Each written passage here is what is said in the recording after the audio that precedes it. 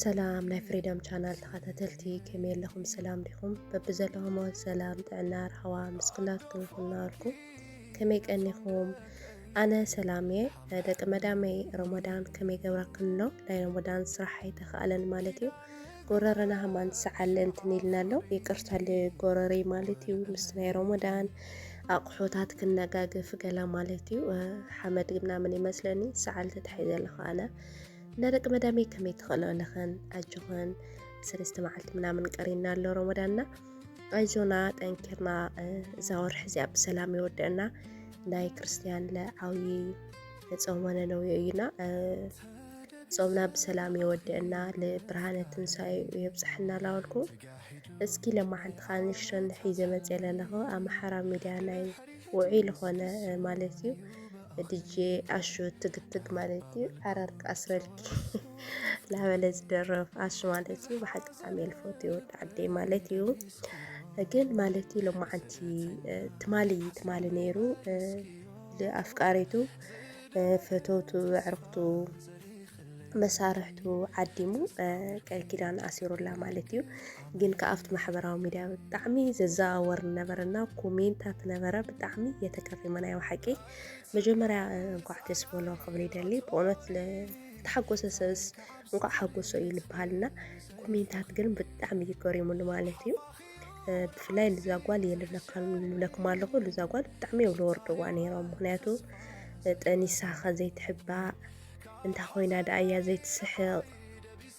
عمي سكايا دخا بزيد ليتا كوريا يا زلا كوريا يلي بالموسيقى انا يجب قابزا افتناتو كومنتات بتعمي القرم مالتنا أليس بتعمل التقرم كنا قرم مالتي إذا قال زيا تفطر أكوني خلي جايز موناتي بقى همزي قالو سب أبوكو سب آتيو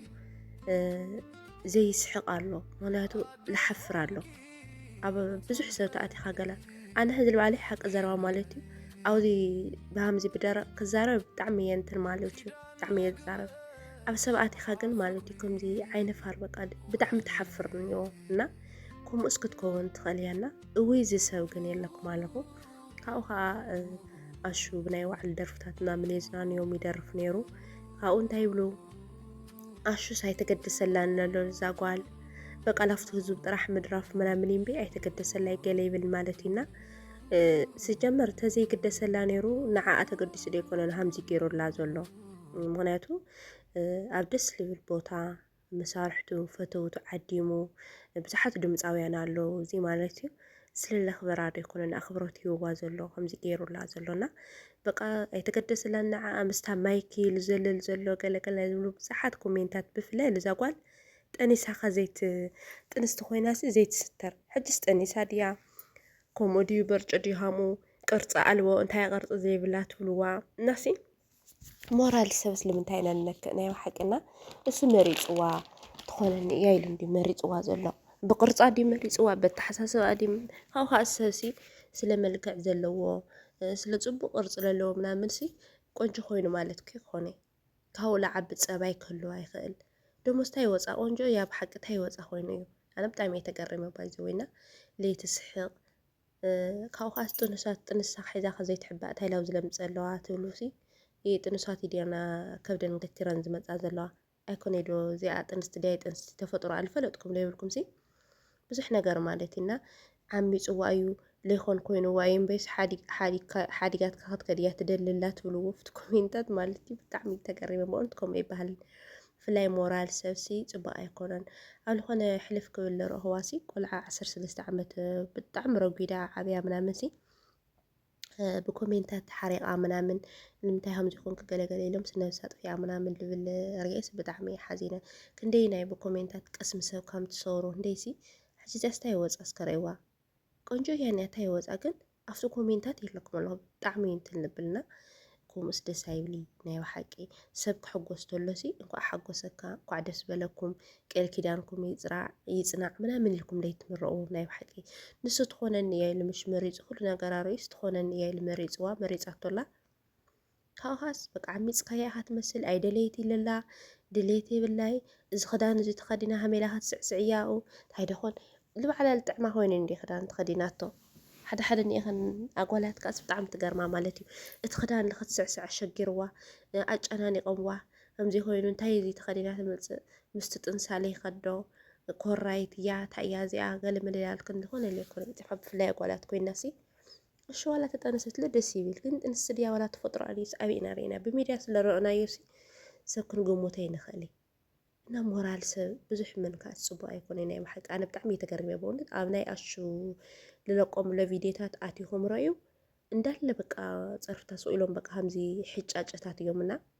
እንታይ ወፃ ህዛ ቆልዓ እዚኣስ ብጣዕሚ እያ ደስ ትብል ናይ ባሕቂ ካብኡ ከዓ ማይክ ሒዙ ሰብኣይ በላይ ዶ በቃ ምስቲ ማይክ እየስርስር ኣለውሎ ዶ ገለ ትብል ኣለኹ ኣብ ገይሽ ዓዲሙ ዘሎ እሳስ ላበይ ምኾይ ትኸዶ ደሞ ላ ስለላኽብራ እዩ ከምዚ ገይሩላ ዘሎ እምበይ ለየኽብራ ተልኾን ከምዝለኽባ ኣለኹ ኢና ግድን እዩ ገይሽ ክዘናጋዕ ምናምን ማለት እዩ ናይ ሰብ ሓጎስ እስክሕጉሰና ጥራሕ ኢለ ኣለዎ እና ፅቡቅ ኣይኮነ ካብኡ እንታይ ይወፅ እሞ ካብኡ ምኹራይ ምናምን ትብልኻ ተፈጥሮኣስ ክኸውን ይኽእል እዩ ካብኡ ወይ ሓፋር ትኸውን ኣብ በዝሒ ሰብስ ብጣዕሚ ኣይነፋር ክትኮን ትኽእል እያና ፅቡቅ ከምዚ ጌርኩም ሞራል ፅቡቅ ተመነይ እምበር ናይ ሰብ ሞራልስ ኣይንጉዳእ ናይ ባሕቂ ደቂ ሰባት ንባሃልኩ እዚ ኮይ ትሽግር ካብኡ ዝኾነ ነገር ንብል እሞ ብዘይርድአና እንታይ ከምዚ እንታይ ከምዚ ምናምን ገለ ላበልና ልትሰብ ዳውን ንገብሮ እሞ ካብኡ ዝኾነ ነገር ምስ ኮነ ከዓ ውይ ከምዚ ኮይና ሚፅሚፅ ማለት እዩ ከም ዘለካ ቆልዓ 13 ዓመት ብቀዳማይ ዝኾነት ማለት ኢና ሰብ ሞራል ኣይንካ በቃ ተማሪፆም ኣለዉ እዞም ሰባት እዚኦም ትኾነኒ ኣይኮነኒ ኢሎም በቃ ሓዳሮም ይባረኸሎም ፍቅሮም ይባረኸሎም ኢልና ዘይንምርኦም ፅቡቅ ዘይንሓስብ ደሞ ኩሉ ሓደ ሰብ ቅርፂ ኣለዎ ወይ ሓደ ሰብ ተፈጥሮ ኣለዎ ተፈጥሮስ ሓደ ክንከውን ኣይትኽእልን ኣይኮነ ዶ በበይና ሰባት ኣይኮነ ካብ ሓደ ገዛ ከማል ክልተ ኣሕዋት ኮይንካ ሓደ ዓይነት ባህሪ ወይ ሓደ ዓይነት መልክዕ ሃሊካ ክትውለድ ኣይትኽእልን ኢኻ እና ልክዕ ከምተን ኣፃብዕቲ ኢድና ልፈላለያ መልክዕና ሕብርና ንፈላለ ኢና ፀባይና ንፈላለ ኢና ደሞ እዛ ቆልዓ እዚኣስ ብዓይኒ ሓቂ መፂኹምሲ እንታይ ይወፃ በእውነት ቆንጆ እያ ኣነ ብጣዕሚ ተገሪመት ሰብ ካብኣ ጠኒሳ ገለመለ ትብልዋስ ትጥነስ ድሕሪ ዓርቂ ሒዝካ ድሕሪ ሰብኣይ ሒዝካ ዳ ግድን ክትጠንስ እናታይ እዩ ትሽግሩ ቅርፂ ኣልዎ ኢልካ ድረፈላ ይብልዎ ኣነ ማርያምን የለክም ኣለኹ ክስሓቅ ኣይደሊ ባይዘዊ ማለት ግን ብጣዕሚ ተገሪመና ቅርፂ ኣልዎ ኢልካ ኮሬ ኣያ ዘላ ኢልካ ድረፈላ ይብልዎ ደሞ እንታይ ይብላካ ነይራ ናብቲ ኮሜንታት ኣቲኸም ራይሲ እቲ ጥዋሲ ብክንደይ መደገፊ እዩ ተደጊፉሉ ኣሎ ወዓት ደጓላት ግን ኣነ ብጣዕሚ ተገሪመ ብእውነት የለኩም ኣለኹ ኣብቲ ናይ ትግትግ ናይ ኣሹ ኣቲኹም ረእይዎ ማለት እዩ ብጣዕሚ ተገሪመ እቲ ጥዋታስ ብክንደይ መደገፊ እዩ ተደጋጊፉ እኒኦ ወሪዱ እዩ እኒኦ ዶ እንታይ ደኾን ኢሉ እኒኦ ዶ ብፍላይ ከምዚ ኢለ እንድፅሕፋ ኣጓላት እየ ርአ ብጣዕሚ ተገሪመና ጥዋ ይውረድ መዓንኮራ ይውረድ ከብዳ ይውረድ ሲ ባዕሉ መሪፅዋ ትኾነኒ እያ ኢሉ እዩ መሪፅዋ በቃ ትኾነኒ እያ ኢሉ እዩ መሪፁ እና በእውነት ብጣዕሚ ከምዚ ደስ ኣይብሊ ብሓቂ ማለት እዩ ኣነ ብጣዕሚ ተገሪመና ፍቅርኩም ይብዛሕ ባይዘወይ ማለት እዩ ዲጄ ኣሹ ደሞ ብዙሓት ልፅጉማት ልሕግዝ ዝነበረ ንከምቶም ረእይኑ ለይኮነ ብውሽጣዊ እዩ ብጣዕሚ ንህፃናት ልሕግዝ ብጣዕሚ ጠንካራ ጎበዝ ባዓዱ ለይደራደር ጅግና ተጋዳላ እዩ ናይ ባሕቂ ዲጄ ኣሹ ብጣዕሚ ክብረት ኣለንና እንኳዕ ደስ በለካ ምውላድኩም ብርሃንኩም የርእየና ዝሓወይ ማለት እዩ ብጣዕሚ ደስ ልብል በእውነት ኣነስ ናይ ሰብ ደስታ ብጣዕሚ ልሕጉሰኒ ጋይስ ማለት እዩና ማዕረፍ እንደዚ ኮይና ዳው ናይ ንግበር ሰብ ክብል ይደሊ ናይ ባሕቂ እና እዚ ነይሩ እቲ ላይ ድማ ዓንቲ መደባቴ ማለት እዩ ላይክ ሸር ሳብስክራይብ ላገበርኩም ኣባራታትዑና ብዙሕ ቪድዮ ንለቀ እንደጊም ኣይፍለጥ ኢና ብትለሎ ላይክ ሸር ሳብስክራይብ ላገበርኩም እንድልተኻለ ንኽለቀ ይብል ኣለኹ ግን ምስቲ ረመዳን ምዃኑ ማለት እዩ ኣብዚ ከድፈኩም ያነ ባይ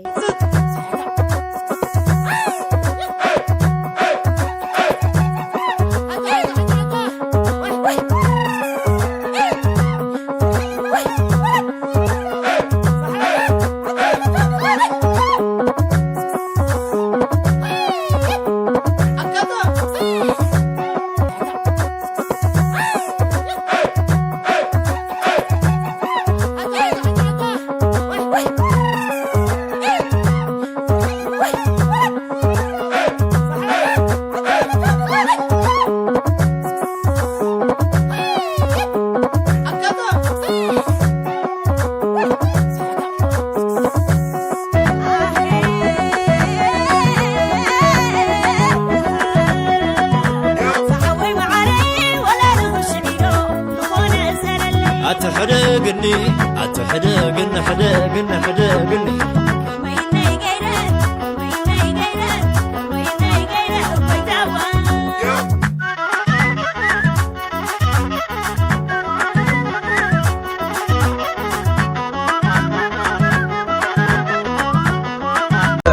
ولا تسمع عندي ما تعرف مين اللي له حزك قال لي ساكن كم تعال بس ثانك يو تعال ثانك يو انا اللي بتعمل اسمي كلكم لا يوبيز فاميلي بموليهم زبيل سؤال عزيز نور فتنا عماي ولو تعمي ثانك يو انا بتعمل اسمي نو مانتي ثانك يو غاد اكزير مسكر يهون حريف بروجرام حريف لينيو تعمي دسال نيرو ثانك يو بتعمل